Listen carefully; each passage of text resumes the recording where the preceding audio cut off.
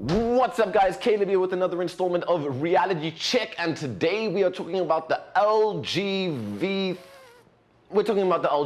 Plus. Let's jump right into it.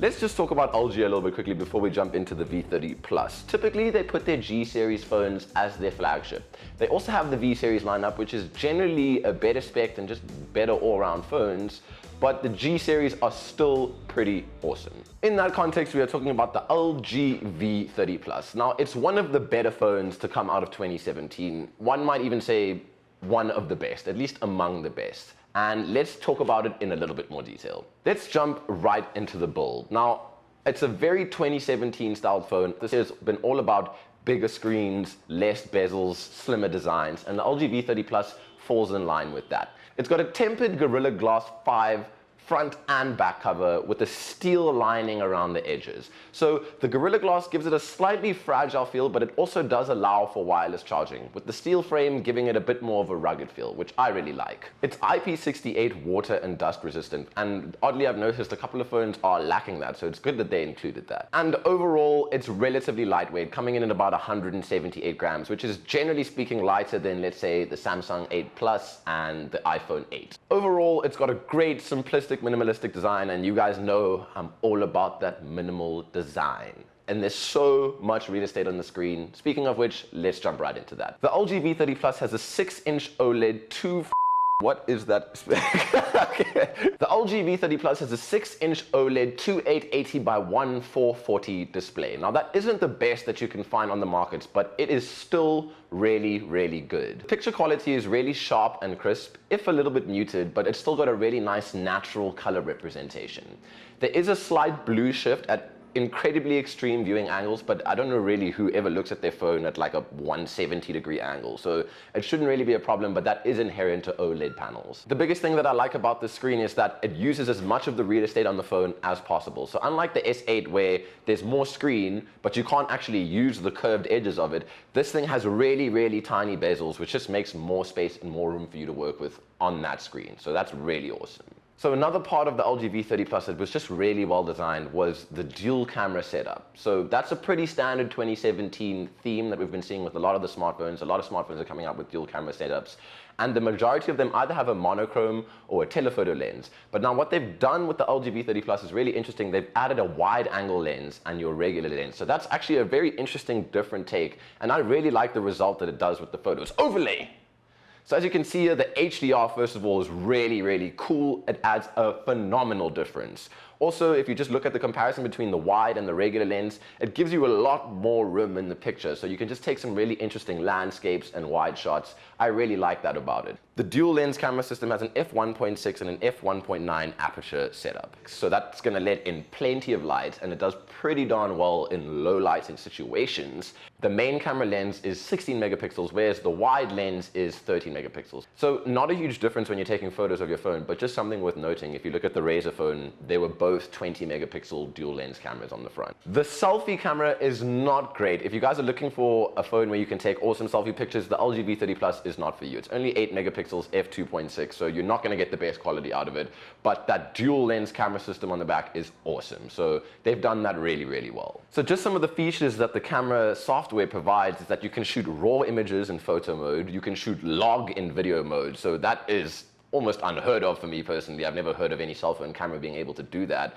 So if you're doing a little bit of editing and stuff, if you're just shooting on the phone and you want to add that into a video, that gives you a lot more to work with. So that's really, really cool. And just another little thing about it is that if you're just going to be taking auto photos, if you're not one who likes to mess with their camera settings a lot, then this might not be the camera setup for you, because the auto mode is not great. But if you like to adjust your aperture, your ISO, your exposure, your shutter speed, all of that stuff, this is definitely the phone for you. So the camera setup on this phone is pretty awesome, but one thing that typically tends to go unnoticed is the sound setup, which is radical. Not specifically the down-firing speaker, which there's only one of on the LG V30 Plus, but It does feature a 32-bit hi-fi quad DAC. So the only thing that rivals this phone's plugin at the moment is the Razer phone, which we have done a review on, and you guys can go check that out on our YouTube channel. But this thing delivers really, really powerful, clean, crisp, awesome audio. So if you're all about that music listening life, if you got a nice set of wired headphones, this is also the phone for you. So in terms of the LG V30 Plus's specs, it's got everything that you've come to expect from a high-end flagship phone. Snapdragon 835, at least 4 gigs of RAM. This one has exactly 4 gigs of RAM. It's got 128 gigabyte storage capacity with the option for external storage added. So plenty of space there, plenty of processing power. You can pretty much run everything that you needed to. It also has a 3300 milliamp hour battery, so that can easily get you through a full day. Plus it has wireless charging, and it's a USB-C type fast charging capable port. So whether you're wireless charging or when you're charging with the cable, you'll be good in terms of power consumption for the whole day. So last but most certainly not least in some of the extra features that the LG V30 Plus provides is its rear mounted fingerprint scanner. Very responsive, really nicely placed. I'm not crazy about the side fingerprint scanners myself. I personally prefer it mounted on the rear, and they've placed it really, really nicely, not too low, not directly in the middle, but just above center, which is exactly where I like it. Really, really nicely done. The LG V30 Plus ships with Android 7.1.2 and a variation of LG's Android skin, which I am personally not crazy about. It's not necessarily as bloated as, let's say, Samsung, but there is still a lot of useless apps that come along with it. Easily solved by just using something like Nova Launcher though, and then you can customize it however you want it. It's not really a deciding factor for me on whether or not I buy the phone. It's just something worth noting. So that pretty much covers all the features, all the important features at least, that the LG V30 Plus has. As I said, it's one of the better phones to come out of 2017 this year, just in terms of all the features, the power of it, the design. I really, really like it, and I think it rivals a lot of the other flagship phones that we've seen released in 2017, the OnePlus 5T, the Samsung S8. It's a really, really good all-round phone for a decent price. Speaking of which, at the time of this recording, the LG V30 Plus was priced at 15,000 Rand on Takealot.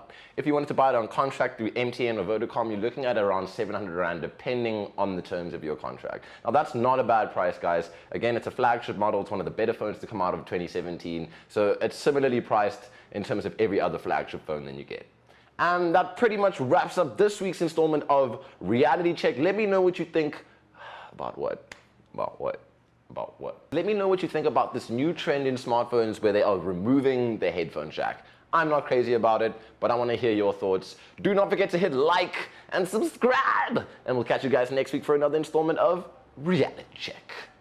Peace.